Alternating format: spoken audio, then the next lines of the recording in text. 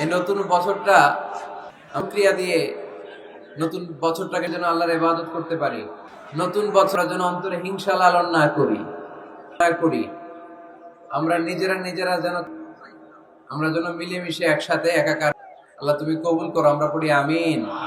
মানুষ মরে যাওয়ার পরে তার কবরে মিম্মা ইয়ালহাকুল মুমিন, মানুষ মরে যাওয়ার পরেও যে একটা হচ্ছে মসজিদান বানাহু, ওই মসজিদের সওয়াব সুবহানাল্লাহ পড়ে দিলেন।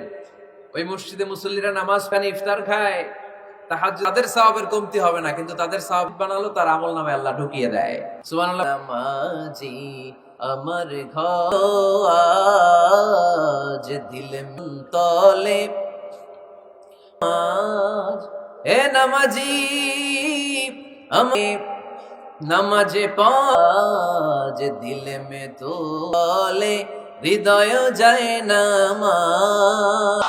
কি সুন্দর লিখেছেন কাজী নজরুল ইসলাম। মসজিদ ভাষায় আল্লাহর কাছে কেঁদে কেঁদে ফরিয়াদ জানায় আল্লাহ। নামাজ টাইলস, কি সুন্দর মুসল্লা, কি সুন্দর এয়ার, ঠিক কিনা? মসজিদগুলো আল্লাহর কাছে ফরিয়াদ জানায়। এজন্য কাজী নজরুল ইসলাম খুব সুন্দর করে বলেছেন ভাই, ঠিক কিনা?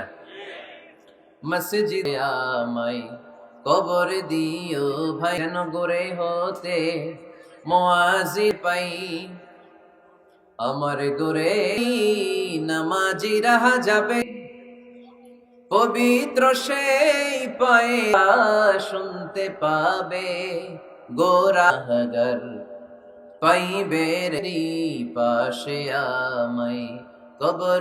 কত মানুষ নামাজি দাঙ্গিহীনাতে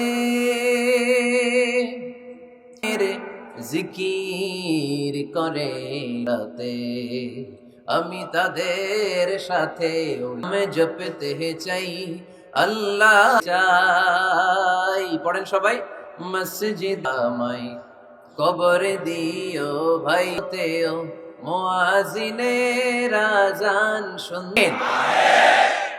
কি দরদ ছিল আমাদের জাতীয় কবি কাজী নজরুল। আল্লাহ তুমি আমার কবর দিও, আল্লাহ এই দোয়াটা কবুল করে নিয়েছে, ঠিক কিনা? মসজিদ আছে না নাই? আছে। এজন্য মসজিদের আলামত, আর মসজিদকে ঘৃণা করা এটা মুনাফিকের আলামত। এজন্য মসজিদের সাথে যেন সুসম্পর্ক থাকে। মসজিদ সবার, মসজিদ নিয়ে দলাদলি নাই। দলাদলি আছে জায়গায় হানাফি মসজিদ, আহলে হাদিস মসজিদ, এরকম আমরা দেখি বা শুনি। এটা ঠিক, আহলে হাদিস মসজিদ বলে কোনো কথা নেই। মসজিদ সবার। একজন হাত তোলে আরেকজন তোলে না, কিলাকিলি আছে না নাই? আমিন, মারামারি আছে না নাই? এগুলো কি মারামারি করার কোনো বিষয়? ফরজ আছে, ওয়াজিব আছে, সুন্নাহ আছে।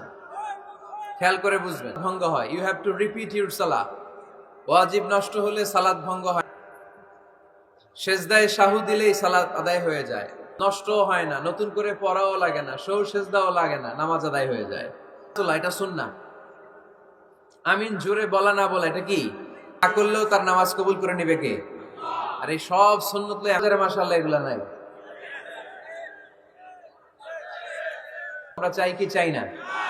আর কত এই ছোটখাটো বিষয় নিয়ে আমরা এই বিভেদের প্রাণস্থানে। কবে আমরা ঐক্যের সিন্ডিকেট করব, মনের মানুষ হব? কবে? আর কত? অনেক হয়েছে। বিভেদের প্রাচীরকে ভেঙে চুড়িয়ে দেন। ঐক্যের এমন সিন্ডিকেট গড়তে হবে, ভাঙতে না পারে, বানচাল করতে না পারে। চিল্লায় বলেন ঠিক কিনা? পারস্পরিক শ্রদ্ধাবোধ সব ক্ষেত্রে। রাজনীতিতে আলেম ওলামাদের মধ্যে পারস্পরিক শ্রদ্ধাবোধের দরকার, মিউচুয়াল রেসপেক্ট। কেউ বুঝছে এটাই সব, বাকি সব হারাম, এরকম বলে না অনেকে? মসজিদ সবার, মসজিদ আল্লাহর হাবিব সাল্লাল্লাহু আলাইহি ওয়াসাল্লাম। আর আমরা মুসলমান ভাইয়ের জন্য মসজিদে তালা ঝুলাই দেই। আল্লাহর হাবিব সাল্লাল্লাহু আলাইহি ওয়াসাল্লাম কোথাও গেলেই প্রথমে মসজিদ বানাতেন। মক্কা থেকে হিজরত করে মদিনায় থাকলেন কয়েক সপ্তাহ। কোবা পল্লীতে তিনি মসজিদ বানালেন, মসজিদ কোবা। ওযু করে ওখানে যে 2 রাকাত নামাজ পড়ে একটা কবুল উমরা, মসজিদে কোবা বানালেন। তারপরে মদিনায় এসে মসজিদে নববী, এটা ছিল। গেলেই তিনি মসজিদ বানাতেন, মসজিদে নববী। হায় রে, এখন তো কত সুন্দর। আল্লাহর হাবিব সাল্লাল্লাহু আলাইহি সাল্লামের সময় মসজিদে নববী কি এরকম ছিল? ফ্লোর ছিল বালুর ফ্লোর। কিসের ফ্লোর? টাইলস। আর আল্লাহ রাসূল সাল্লাল্লাহু আলাইহি ওয়াসাল্লামের মসজিদে না। তো আওয়াজ করে উত্তর দেন না কেন? কেন খান নাই কেন? রোজা রাখছিলেন? হ্যাঁ, ফজর বাদে। আচ্ছা ঠিক আছে, ঠিক আছে। আচ্ছা, কথা শোনা যায় না? তো এটা শুনলা কেমনে? জিজ্ঞেস করলাম কথা শোনা যায় না, কয় না। তো এটা শুনলা কি করবে? শোনা যায়, তাই তো। একটু পরে আমার বিদায়, তোমরা ডিস্টার্ব করতে করতে আমার সময় শেষ। তোমরা টাইমের 1 মিনিট বেশি যেতে পারবো না, কারণ এখানে আসরের সালাতের আজান আর বক্তব্য লম্বা করা এটা বিদআত। একটা সময়ে একেবারে কমায় নিয়ে আসবো না। দিছি আগামী বছরে সারা বাংলাদেশে আমার প্রোগ্রাম হবে 50টা। কয়টা? 20টা। বিভাগীয় প্রোগ্রাম করলেই চলবে আমার। এক এক এত দরকার নেই, এত লম্বা চূড়ার বক্তব্যের দরকার নেই। আধা ঘন্টা ড্রপ করি, take it with you to your home, then practise and apply in the society. কাজে লাগান, সমাজটা আলোকিত করে দিবে কে? খুতাবুকুম তাবিলা। আল্লাহর হাবিব সাল্লাল্লাহু আলাইহি ওয়াসাল্লাম বললেন, কিয়ামতের একটা আলামত, কিয়ামতের আগে তোমাদের বক্তব্য হয়ে যাবে লম্বা। সালাতের পরে তাসবিহ পড়তে চায় না লোকজন, ব্যস্ত, মহা ব্যস্ত, সুপার বিজি। কোত্থেকে আসলো এই ব্যস্ততা? মুনাজাত আপনার রবের সাথে এক এক। এত তাড়াহুড়ো কিসের? ধীর স্থির হন, একটু স্থির হন, প্রশান্তি অর্জনের চেষ্টা করেন। সব সময় ব্যস্ত, ধাক্কা ধাক্কা, এগুলো আমাদেরকে শেষ করে দিয়েছে। এজন্য লম্বা চূড়া বক্তব্য শুনতে আমাদের ভালো লাগে, আমল করতে ভালো লাগে না। বক্তব্যটা শেষেই বিড়ি দাঁড়ায়, কয় চমৎকার ওয়াজ করছে হুজুরে, অনেক কণ্ঠ সুন্দর হুজুরের। এতদিন ইউটিউবে দেখছি, আজকে সরাসরি দেখাইছি। আসরা নাই, লাভটা হয়েছে কি? এই যে মাহফিল শেষে বিড়িটা ধরাইলেন, কোনো লাভ হয় নাই। এগুলো থেকে বেরিয়ে আসতে হবে।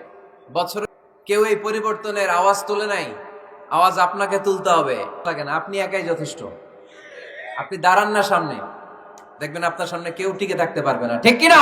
সিদ্ধান্ত লাগবে, পরিবর্তনের জন্য শক্ত মানসিকতা লাগবে, যে আমি পরিবর্তন করতে চাই।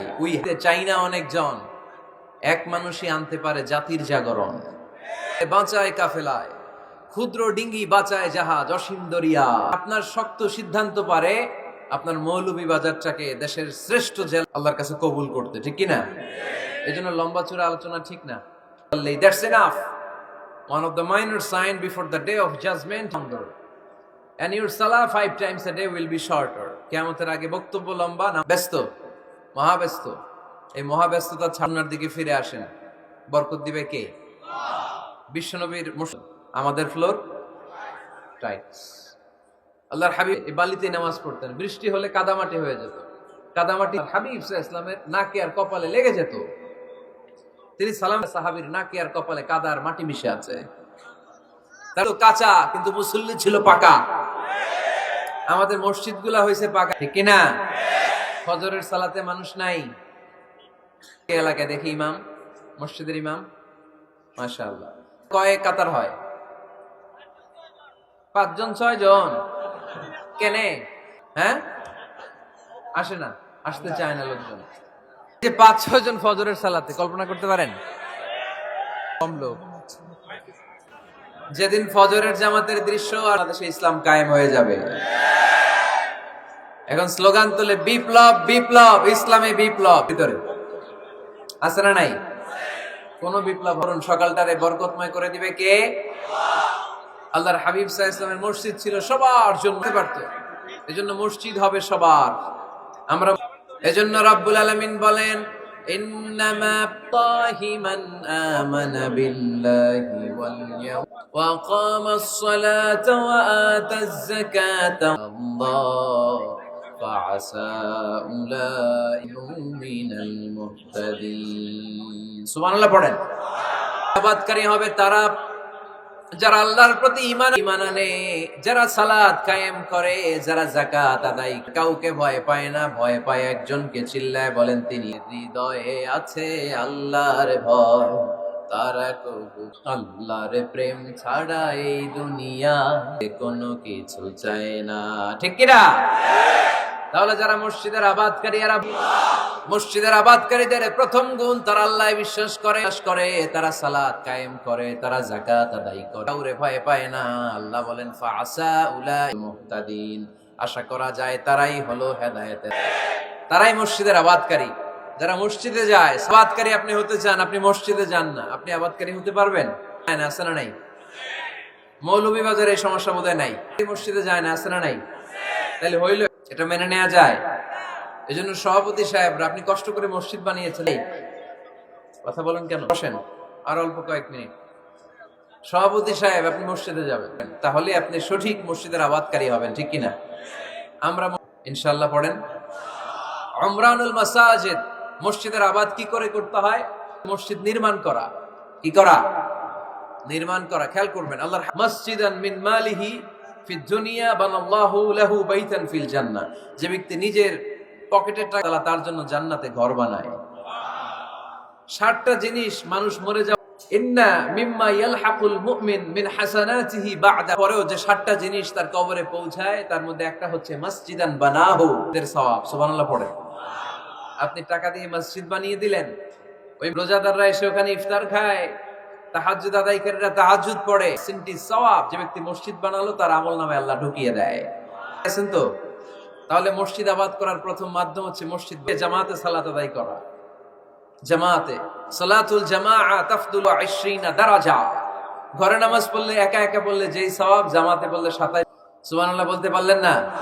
হে নামাজি আমার ঘরে নামাজে পড়ো, তোমার চরণ তলে নামাজ।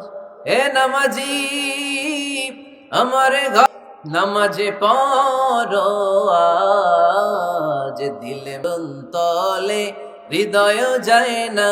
আল্লাহু আকবার। কি সুন্দর লিখেছেন কাজী নজরুল ইসলাম। মসজিদ কেমন যেন কেঁদে কেঁদে ফরিয়াদ জানায়, আল্লাহ নামাজিরা আমার ঘরে আসে না, কি সুন্দর, কি সুন্দর এয়ার কন্ডিশন সব আছে, কিন্তু মুসল্লি নাই। ঠিক কিনা? মসজিদমুখী হই। কি মুখী? আওয়াজ করে বলতে হবে, কি মুখী? মসজিদ। 1 নাম্বার পদ্ধতি মসজিদ বানানো। 2 নাম্বার মসজিদে বেশি বেশি যে জামাতে সালাত আদায় করা। 3 নাম্বারে হৃদয়টা যেন সবসময় মসজিদের সাথে লেগে থাকে। আল্লাহর হাবিব সাল্লাল্লাহু আলাইহি ওয়াসাল্লাম বললেন, সাবাল্লি ইয়াউমা লা যিল্লা ইল্লা যিল্লু। 7 শ্রেণীর ব্যক্তিকে আল্লাহ তাআলা দিবে যেদিন আল্লাহর আরশের ছায়া ছাড়া কোনো ছায়া পৃথিবীতে থাকবে না। সেই দিনটা কি এই দিনে, আজকের এই দিনের মতো হবে? 50,000 বছর হবে। এটা লেন্থ কাআন সাফসাফা লা তারা ফিহা ইওয়াজা ওয়ালা। তামার জমিন, একটু কল্পনা করেন তো ওই দিনটা কত হবে না। ওই দিন ছেলে বাবারে চিনবে না, স্ত্রী স্বামীকে চিনবে না, স্বামীকে চিনবে না, নেতা কর্মীকে চিনবে না, কর্মী নেতাকে চিনবে না। নাফসি বলে কাঁদবে। সূর্যটা মাথার কাছে চলে আসবে, সূর্যের ছিদ্র আর কানের ছিদ্র দিয়ে টপ টপ করে বেয়ে বেয়ে পড়বে, পড়া জিহ্বাটা বের হয়ে নাভি পর্যন্ত ঝুলতে থাকবে। সেদিন সব কোনো ছায়া নাই আল্লাহর আরশের ছায়া ছাড়া। আল্লাহর হাবিব বলে আরশের নিচে ছায়া দিবেন। এর মধ্যে 1 শ্রেণীর ব্যক্তি রাজুলুন কলবুহু মুআল্লার, হৃদয়টা সব সময় আল্লাহর মসজিদের সাথে লেগে থাকে, তাকে আরশের নিচে ছায়া দিবে কে?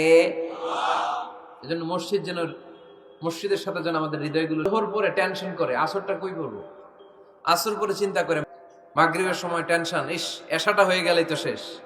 এরকম লোক আছে না? বহুদিনে আরশের নিচে ছায়া দিবে কে? তারপরে মসজিদকে পরিচ্ছন্ন রাখা, মসজিদকে ঝাড়ু দেয়া, হৃদয়ের যন্ত্রণা দূর করে দেয় কে? সাইয়েদনা ইব্রাহিম আলাইহিস সালাম আল্লাহ তাআলা আদেশ করেছেন, তাহহিরা বাইতিয়া লিত-তাইফিনা ওয়াল আকিফিনা ওয়ার রুক। বাপ বেটা দুইজন মিলে মসজিদ ঝাড়ু দাও। কি ঝাড়ু দাও? আরু বড়দার ও কামারে হা আমারে মুনাজাত পড়েন, শোনো শোনো আমারে মুনাজাত, শোনো আমারে। আমিন। মসজিদ ঝাড়ু দেওয়া মসজিদ আবাদের অন্তর্ভুক্ত। আপনারা কেউ কোনোদিন কে দিয়েছেন দেখি?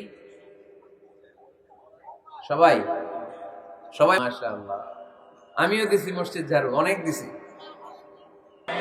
যাদের হৃদয়ে বড় জ্বালা, ফ্যামিলিতে সুখ নাই, শান্তি আনতে চাইলে এতিমখানায় যাবেন, এতিমের মাথায় হাত বুলিয়ে দিবেন, এতিমের মুখে খাবার। আল্লাহর ঘর মসজিদে যাবেন, নিজ হাতে মসজিদটা একটু পরিষ্কার করে দিবেন, আপনার জীবনটা তাহলে এগুলো করার মাধ্যমে আমরা মসজিদের আবাদ করতে চাই। আমরা মসজিদ, আল্লাহর ঘর, মসজিদ আবাদ করার মতো শ্রেষ্ঠ কাজ পৃথিবীতে হতে পারে। আদব আছে, আল্লাহ রাসূল সাল্লাল্লাহু আলাইহি ওয়াসাল্লাম বলেছেন এই আদবগুলো মেনটেন করে যেন আল্লাহর ঘর। মসজিদের 1 নম্বর আদব হচ্ছে মসজিদে ওযুর সাথে প্রবেশ করা। কিসের সাথে? ওযু করে পরিচ্ছন্ন হয়ে। এজন্য অপবিত্র অবস্থায়, গোসল ফরজ, এরকম অবস্থায় মসজিদে ঢোকা যাবে? ঢোকা যায়? যেই নারীদের মাসিক চলতেছে, মেনস্ট্রুয়েশনাল পিরিয়ড চলতে, পক্ষে মসজিদে ঢোকা জায়েজ আছে? নাই। তাহলে এটা হলো 1 নম্বর আদব। ওযু করে, আওয়াজ করে বলেন, কি করে ঢুকবো?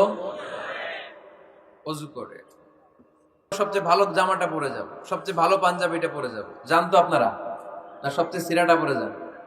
হ্যাঁ, সিরা পারা, এদিকে হাত উঠালে এদিকে দেখা যায়। আচ্ছা, কপাল পোড়া। আর সুন্নাতে খাতনার অনুষ্ঠানে গেলে মাশাআল্লাহ লেহেঙ্গা গায়ে দেয়া যায়।